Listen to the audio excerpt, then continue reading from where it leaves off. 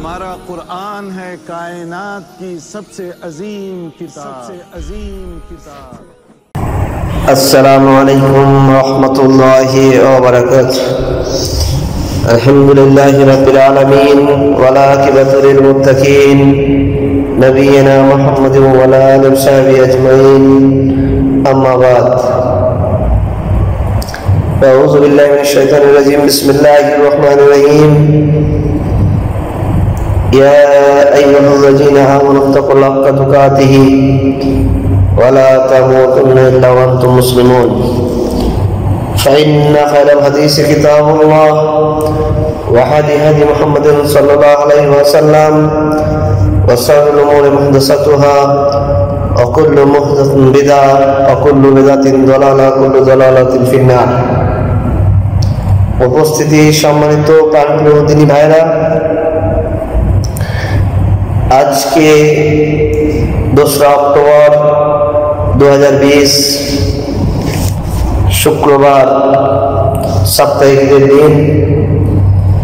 আল্লাহ সুবহানাহু ওয়া তাআলার শান্তি দয়া আপনাদের আমাদের সকলে উপবর্ষিত হোক। প্রশংসা একমাত্র রব, একমাত্র ইলাহ, সে আল্লাহ সুবহানাহু ওয়া তাআলার জন্য, যিনি আমাদের রক্ষাকর্তা, যিনি আমাদের পালনকর্তা, যিনি আমাদের প্রতি দয়া এবং মেহেরবান। সকলেই আমরা বলি আলহামদুলিল্লাহ। এরপরে পরে মানবতার মুক্তির দূত, হেদায়েতের পথে আহ্বানকারী এবং মহাগ্রন্থ, সর্বশ্রেষ্ঠ চূড়ান্ত কিতাব কোরআনুল কারীম, যেনার উপর নাজিল হয়েছিল সর্বশেষ চূড়ান্ত নবী মুহাম্মদ সাল্লাল্লাহু আলাইহি ওয়াসাল্লামের প্রতি সালাত ও সালাম বর্ষিত। আল্লাহুম্মা সাল্লি আলাইহি ওয়া বারিক আলাইহি। সম্মানিত উপস্থিতি, জ্ঞানগুণী ভাইয়েরা, আজকে সংক্ষিপ্ত আলোচনার বিষয় হচ্ছে যে হেদায়েত আল্লাহর কাছে চাইতে হবে। আমরা এটা এমনি ভেবে নিয়েছি যে খালি হেদায়েত অটোমেটিক চলে আসবে, বা আমরা এই জন্য বলে দিই ওকে যদি হেদায়েত না দেয় বা আমাকে হেদায়েত না দেয় আমার কি দোষ।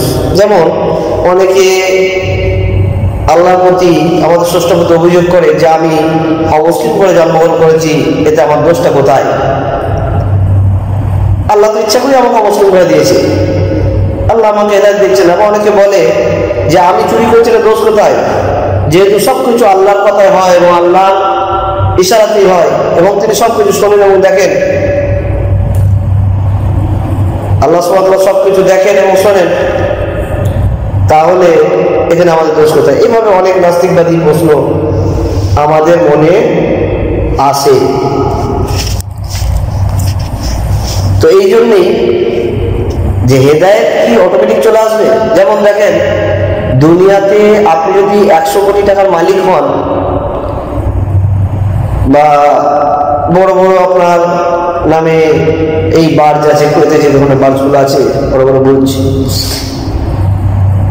অগাধ সম্পদের মালিক, আপনার সন্তান যেদিন জন্মগ্রহণ করবে সাথে সাথে কিন্তু সে আপনার সম্পদের ওয়ারিশ হয়ে যাবে।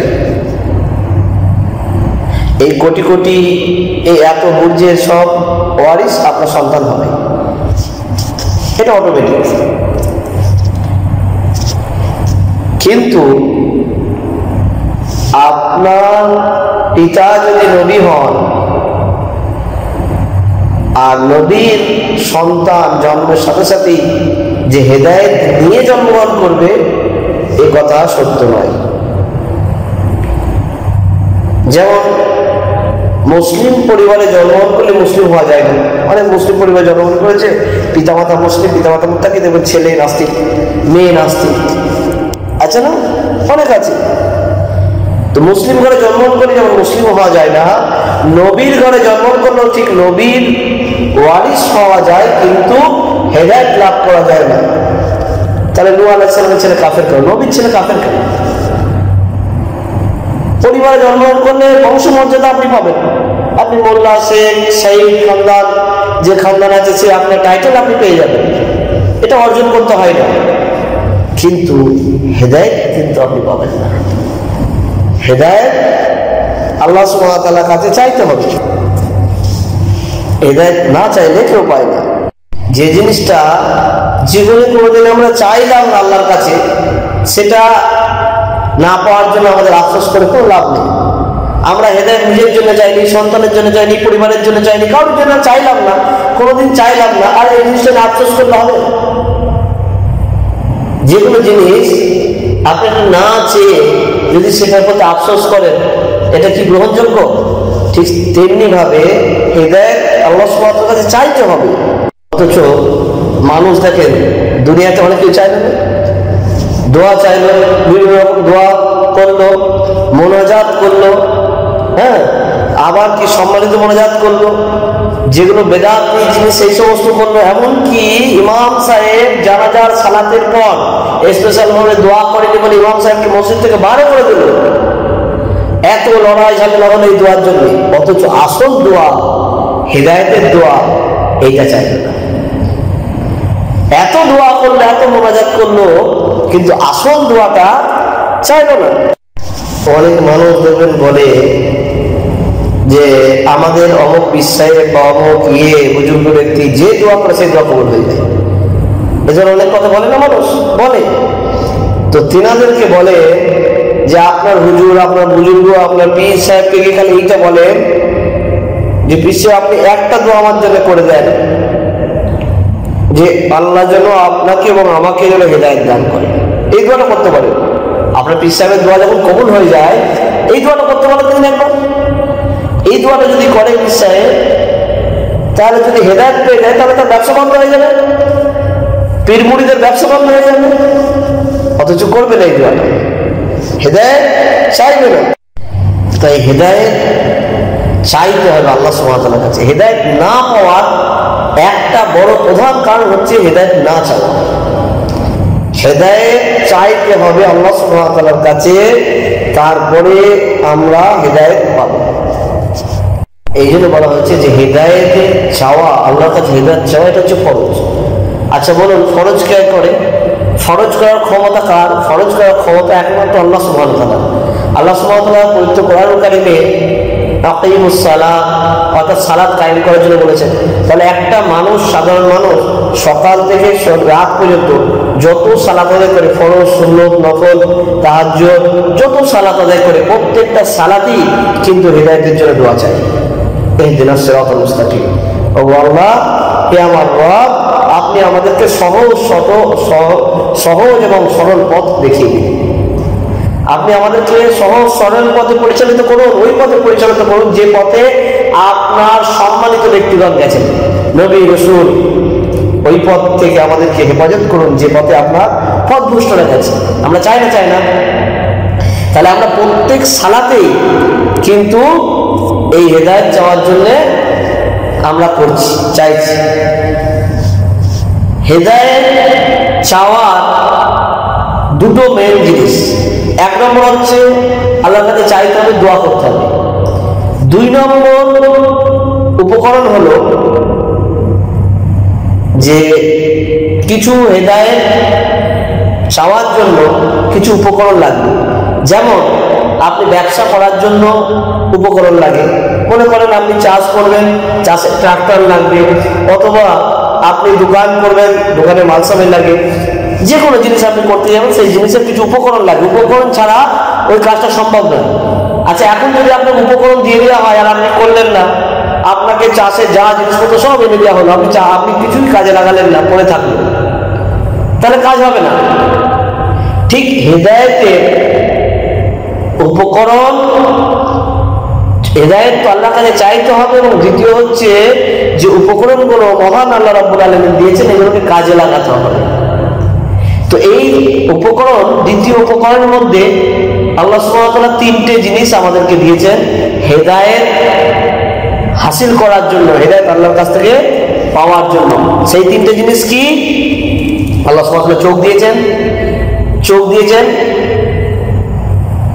দেখার জন্য, কান দিয়েছেন শ্রবণ করার জন্য, অন্তর দিয়েছেন চিন্তা করার জন্য। দর্শন, চোখ দিয়ে দর্শন করার জন্য, কান দিয়ে শ্রবণ করার জন্য, আর অন্তর দিয়েছেন চিন্তা করার জন্য।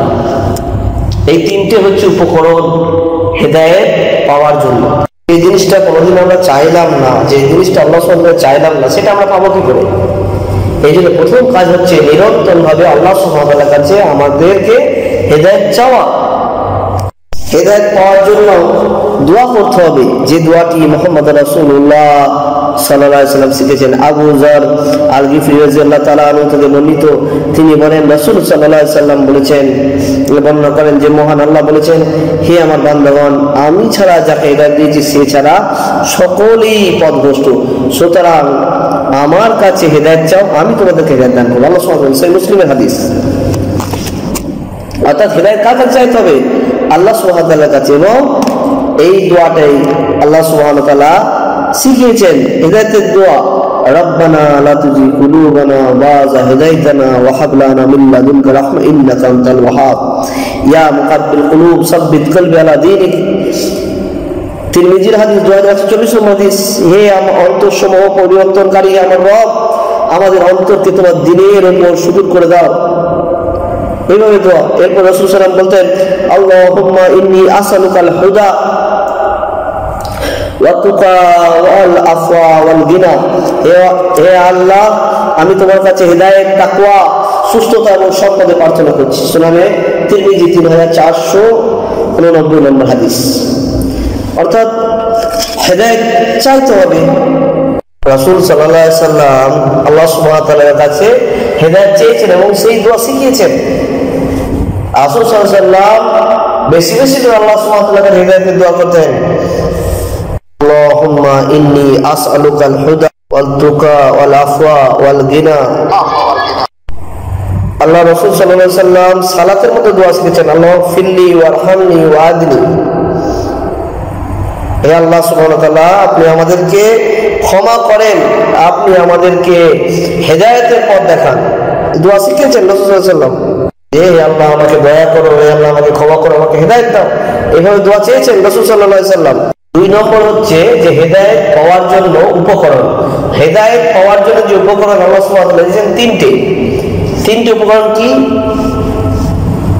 ইন্নাস সামা ওয়াল বাসারা ওয়াল ফুয়ারা। এই তিনটি উপকরণ। তাহলে এই উপকরণগুলো নিয়ে যদি বসে থাকলে হবে না। যেমন আপনার চেষ্টা আছে, আপনি চাইছেন আপনার ছেলে ভালো জায়গায় পড়বে, ডাক্তার হবে, আপনার চেষ্টা আছে, তো আপনার ছেলেকে সেই চেষ্টার জন্য কি করতে হবে? ভালো স্কুলে ভর্তি করতে হবে, তার বই খাতা যত কিছু সরঞ্জাম সব কিছু নিয়ে দিতে হবে। ঠিক আপনার ছেলেকে সবকিছু করে দিলেন, আর সেই বই খাতা নিয়ে খাটের তলায় রেখে দিলেন, সে খুললো না, সে সাকসেসফুল হবে না। ঠিক চাষিকে চাষের যন্ত্রপাতি দিয়ে দিলেন, ব্যবসাকে ব্যবসায়ী মাল কিনে দিলেন, কিন্তু সে ব্যবসা করলো না, তাহলে সে সাকসেসফুল হবে না। তাই আল্লাহ সুবহানাহু ওয়া তাআলা কাছে হেদায়েত চাইতে হবে। হেদায়েত চাওয়ার যে তিনটি উপকরণ, এই যে চোখ, তারপরে আপনার হচ্ছে অন্তর এবং কান, এই তিনটে গুরুত্বপূর্ণ। এইগুলোকে সঠিক জায়গায় প্রয়োগ যদি আপনি না করেন, তাহলে কিন্তু আপনি হেদায়েত পাবেন না। ওই চাষার মতন সরঞ্জাম কিনে দেবে, যেমন চাষ না করলে বেকার, ওই ছেলের মতন তাকে সমস্ত কিছু স্কুলের সব কিছু জিনিস কিনে দেওয়া হলো, পড়াশোনা করলো না, চোখ ভিতরে রেখে দিল। ঠিক এইভাবেই হেদায়েতের যে উপকরণগুলো আল্লাহ সুবহানাহু ওয়া তাআলা আমাদেরকে দিয়েছেন, এগুলো যদি সঠিক প্রয়োগ না করি, তাহলে আমরা হেদায়েত কখনোই পাবো না। যে তিনটে জিনিস হেদায়েত পাওয়ার জন্য দ্বিতীয় যে পদ্ধতি, দ্বিতীয় যে শর্ত, যে তিনটি উপকরণ মহান আল্লাহ রাব্বুল আলামিন দিয়েছেন, এ সম্পর্কে সূরা বনী ইসরাঈলের 36 নম্বর আয়াতে আল্লাহ সুবহানাহু বলছেন যে ইন্নাস সামা ওয়াল বাসারা ওয়াল ফুয়াদা। অর্থাৎ তোমাদেরকে চোখ দিয়েছি, কান দিয়েছি, চোখ দিয়েছি এবং অন্তর, অর্থাৎ দর্শন, শ্রবণ এবং চিন্তন। এই তিনটে শক্তির মাধ্যমে আল্লাহ সুবহানাহু ওয়া তাআলা কি করবেন? মানুষকে হেদায়েত দান করবেন। কুল্লু উলাইকা কানা আনহু মাসউলা। প্রত্যেক এই ইন্দ্রিয়কে আল্লাহ সুবহানাহু ওয়া তাআলা কিয়ামতের দিন জিজ্ঞাসা করবেন। মাসউলা, তাদেরকে প্রত্যেককে জিজ্ঞাসা করা হবে। চোখ দিয়েছে আল্লাহ সুবহানাহু ওয়া তাআলা, এই চোখ, আমরা চিন্তা করে দেখেন, এই চোখকে জিজ্ঞাসা করা হবে, আপনি বলুন, এই চোখ মানুষ দেখতে সারা পৃথিবীকে দেখতে তার চোখ শেষ হয়ে গেল। চোখ শেষ হয়ে যাওয়ার পর চোখে যখন ঝাপসা চলে আসে, তখন মানুষ দেখবেন ছানি অপারেশন করে। আমেরিকান লেন্স লাগায় চোখে, লাগায় না? আমেরিকার লেন্স লাগাচ্ছে কিসের জন্য? আবার নতুন করে পৃথিবীটাকে দেখার জন্য। কিন্তু দুর্ভোগ তাদের জন্য যারা একবারও পবিত্র কোরআনুল কারীমকে তাকিয়ে দেখলো না, ভালো জিনিস দেখলো না। আর আপনি হেদায়েত অটোমেটিক পেয়ে যাবেন। এটা নিছকই একটা মিথ্যা, আল্লাহর সাথে প্রতারণা। চোখ দিয়েছে আল্লাহ সুবহানাহু ওয়া তাআলা দেখার জন্য, আপনি কোনোদিনও একবারও করে দেখলেন না যে আপনার এই আল্লাহ সুবহানাহু ওয়া তাআলা কি মেসেজ দিয়েছেন। আপনার বাড়িতে হাজার হাজার টাকার গল্পের বই আছে, একটা কোরআনের তাফসীর পাওয়া যাবে না, একটা হাদিসের কিতাব পাওয়া যাবে না, একটা ইসলামিক ম্যাগাজিন পাওয়া যাবে না, কোনো ইসলামিক কিচ্ছু নেই। অথচ লক্ষ লক্ষ টাকার, হাজার হাজার টাকার বই পড়ে আছে, আপনি কোনোদিন সেসব চেনেননি আর জানেন। দ্বিতীয় হচ্ছে কান। আচ্ছা, যে অন্ধ সে দেখতে পায় না, তার কি হবে? তাকে ছাড় দেওয়া হবে না? সে শুনতে পায়, আপনি শুনবেন, ওয়াজ ভাষণ শুনবেন, ইউটিউবে বক্তব্য শুনবেন। যেমন দেখবেন যারা অন্ধ তারা ট্রেনে যাওয়া আসা করে না, বাসে যাওয়া আসা করে না, কিভাবে যায়? খবর শোনে। এখন রেল ব্যবস্থা করেছে, অত্যাধুনিক ব্যবস্থা, যে খবর আপনার অডিওর মাধ্যমে জানিয়ে দেওয়া হয়। তাহলে শুনতে হবে। আপনি দেখলেন না, শুনলেন না, আর চিন্তাও শক্তি কাজে লাগেন না, এসব সম্পর্কে চিন্তাও করলেন না, তাহলে আপনি অটোমেটিক জান্নাত পেয়ে যাবেন, আর অটোমেটিক আপনি হেদায়েত পেয়ে যাবেন। এটা একটা অসম্ভব কথা। আমাদেরকে চিন্তা ভাবনা করতে হবে। আজকে আমরা কেমন দেখেন, মনে করেন সুযোগ সুবিধাবাদী। আমরা সুযোগ সুবিধাবাদী, যেখানে আমাদের মনের মতো ভাবে যে শায়খের বক্তব্য তার বক্তব্য শুনবো, যেগুলো আমাদের মনে মনে হবে না সেগুলো আমরা ছেড়ে দেব। যেমন দেখবেন হাওড়া প্ল্যাটফর্মে যারা বাইরে থাকে, গুজরাট বোম্বে থাকে, রিজার্ভেশন যখন যে ট্রেনগুলো ছাড়ে, এক্সপ্রেস ট্রেনগুলো, তার কিছু ডিপার্টমেন্ট থাকে, রিজার্ভেশন থাকে, সিট থাকে, আর দুটো ডাব্বা থাকে, কারেন্ট ডিব্বা, একটা সামনে এবং পিছনে। সেখানে যদি রাত 10টায় ট্রেন হয়, সন্ধ্যে 6টা থেকে স্টেশনে লাইন লেগে যায়। কিসের জন্য?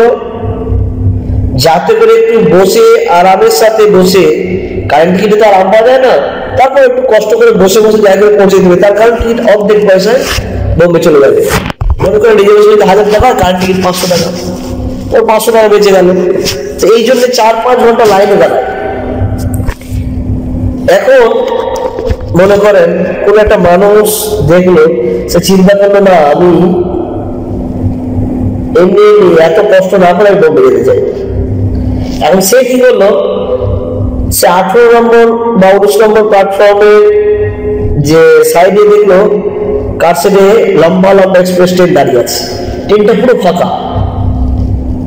সে ওই ফাঁকা ট্রেনে গিয়ে বসে পড়লো, আর এরা লাইন দাঁড়িয়ে আছে। এ নিজেকে চালাক ভাবছে, এ ভাবছে এরা তো বোকা, এরা লাইন দিয়ে দাঁড়াচ্ছে, আমার দরকার নেই, ট্রেন ফাঁকা পড়ে ফাঁকা ট্রেনটা বসি। এখন ফাঁকা ট্রেনটায় বসে পড়লো, এরা তো লাইন দিয়ে দাঁড়াচ্ছিল, তারা ট্রেন ছেড়ে দিল, ট্রেন চলে গেল। তাদের যে আকাঙ্ক্ষিত গন্তব্যস্থল, সেই আকাঙ্ক্ষিত গন্তব্যস্থলের জন্য তারা চলে গেল। এখন এই ব্যক্তিটা ফাঁকা ট্রেনে বসে আছে, ফাঁকা ট্রেনে বসে সকাল হয়ে গেছে, জিআরপি এসছে। আপনি এখানে কেন বসে আছেন? জিআরপি কি বলছে এটা কখন, এটা মুম্বাই যাবে। মুম্বাই কখন যাবে? জিআরপি হচ্ছে পৃথিবী ধ্বংস হয়ে যাবে, পৃথিবী ধ্বংস হয়ে যাবে, তারপরে এই ট্রেন কোনোদিন মুম্বাই যাবে না। এটা হচ্ছে কারসেনের ট্রেন। এটা কখন কোন জায়গায় দেবে সেটা স্টেশন মাস্টার নির্ধারণ করবে। কিন্তু আপনি যে আশা নিয়ে বসে আছেন, এইখানে যদি আপনি এইভাবে আশায় বসে থাকেন, তাহলে আপনি জীবনে আপনার কাঙ্ক্ষিত গন্তব্যস্থলে পৌঁছাতে পারবেন না। তো আমাদের কিছু মানুষের উদাহরণ এই রকম, যখন দেখবেন যে সহজে যেটা পাওয়া যায় বিনা কষ্টে। রাসূল সাল্লাল্লাহু আলাইহি হাদিস আছে না, সহিহ বুখারী মুসলিমের হাদিস, যে আল্লাহ সুবহানাহু ওয়া তাআলা এই দুনিয়াটা মুমিনদের জন্য সিজন বলা হয়েছে, কাফেরদের জন্য জান্নাত। আর এই কষ্টে দিয়ে আল্লাহ সুবহানাহু ওয়া তাআলা ঢেকে রেখেছেন জান্নাতকে। জান্নাত পেতে গেলে কষ্ট করতে হবে, মেহনত করতে হবে। ওই ব্যক্তিটার মতন 4 ঘন্টা লাইনে দাঁড়িয়ে কষ্টে ঠেসেছি, ওই ভিড়ের মধ্যে কষ্ট করেছে, গন্তব্যস্থল তার কাঙ্ক্ষিত গন্তব্যস্থল মুম্বাইতে পৌঁছে গেল। আর এই ব্যক্তিটা বিনা কষ্ট করবে না বলে আরামে ট্রেনে বসে আছে, ফাঁকা ট্রেনে। একদিন 24 ঘন্টা পার হয়ে যাওয়ার পর তাকে ডিআরপি বলছে আপনার কাঙ্ক্ষিত গন্তব্যস্থলে এই পৃথিবী ধ্বংস হয়ে যাবে, তারপর এই ট্রেনটা যাবে না। তাহলে ঠিক আমরা এইভাবে এমন মানুষের কাছে চলে যাচ্ছি, এমন জিনিসগুলোকে আমরা ওই রকম সহজ ভাবে আমরা নিয়ে নিচ্ছি, যেটার গন্তব্যস্থল জান্নাত জীবনেও পৌঁছানো যাবে না।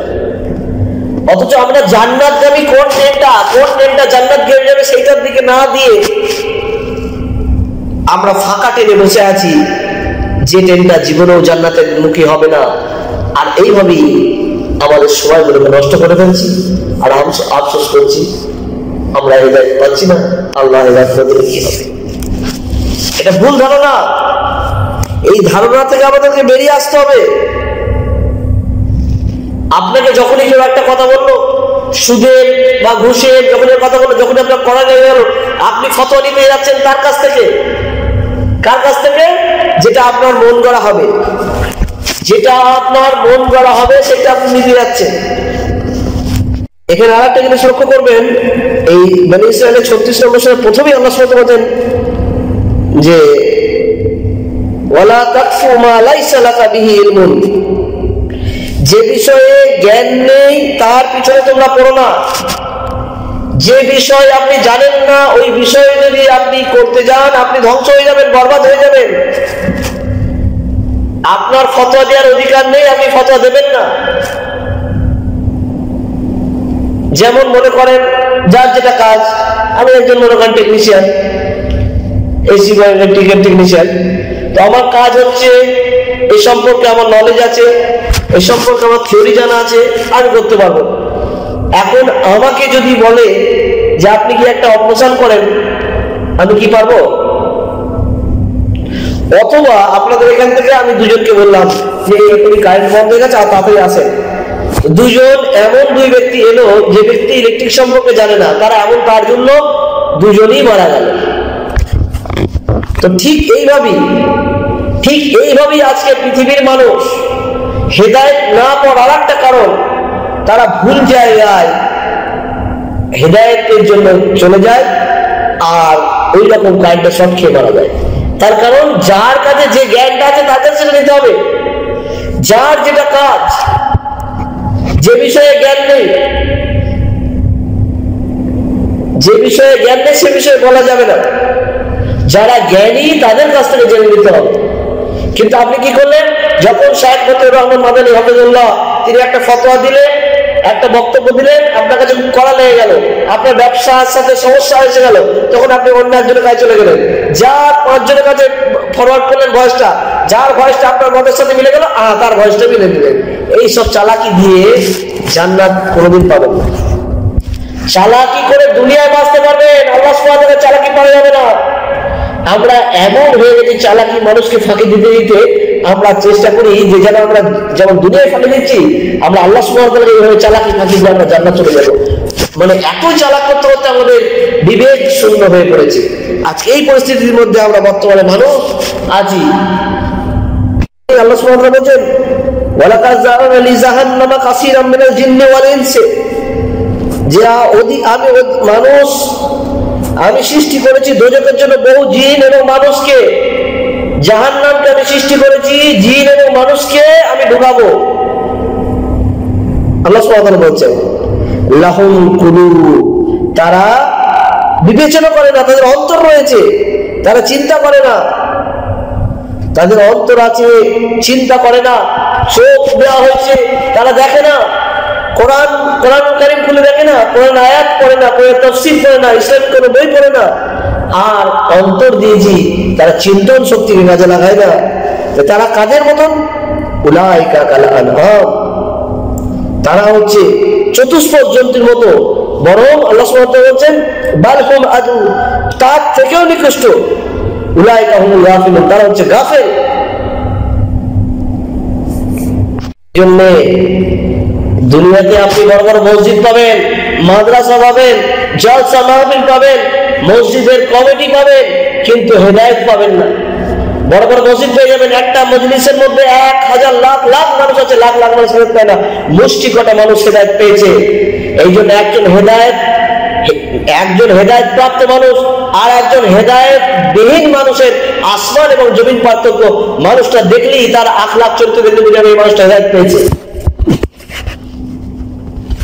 অনেক বড় বড় মসজিদ পাবেন, বড় বড় মাদ্রাসা পাবেন, বড় বড় জলসা মাহফিল পাবেন, কিন্তু হেদায়েত পাবেন না। কেন?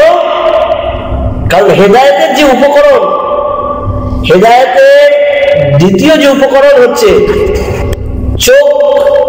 চক্ষু দিয়ে দেখা,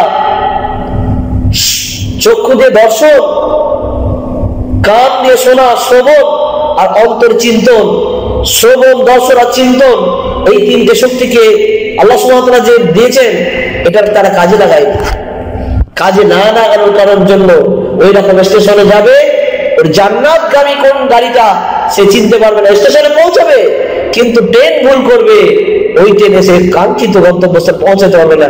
ঠিক এইভাবে মসজিদে যাবে, মাদ্রাসায় যাবে, বড় বড় আলেমদের বক্তব্য শুনবে, শোনার পরে হেদায়েত পাবে না, সে জান্নাত যেতে পারবে না। তার কারণ যতক্ষণ না পর্যন্ত তার আল্লাহ সুবহানাহু ওয়া তাআলা এই তিনটে ইন্দ্রিয় দিয়েছেন, চোখ, কান আর অন্তর, এই তিনটে জিনিসকে যতক্ষণ না কাজে লাগাবে ততক্ষণ পর্যন্ত সে হেদায়েত পাবে না।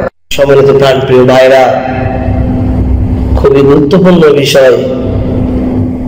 আমরা আল্লাহ সুবহানাহু ওয়া তাআলাকে দোয়া করি, আল্লাহ যেন আমাদের সকলকে হেদায়েত আল্লাহ সুবহানাহু ওয়া তাআলার কাছে বেশি বেশি করে চাওয়ার আল্লাহ যেন তৌফিক দান করেন।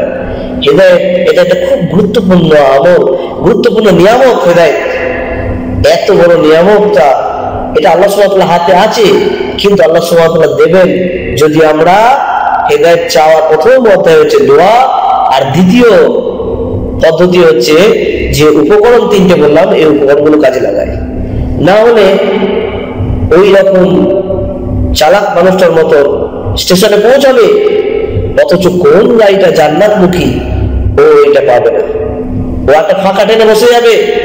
ঠিক এইরকম অনেক মানুষ পাবে দুনিয়াতে, দেখবেন অনেক মানুষ আছে, তাদের সাথে মিলে দেবে যারা বলবে নামাজ না পড়লে মুসলিম থাকা যায়, সিয়াম না পালন করলে মুসলিম থাকা যায়, এরকম অনেক, সুদ খেলেও মুসলিম থাকা যায়, ঘুষ খেলেও মুসলিম থাকা যায়, এরকম যারা ফতোয়া দেবে, ভুল বাদী ফতোয়া দেবে, তাদের দলে মিশে যাবে।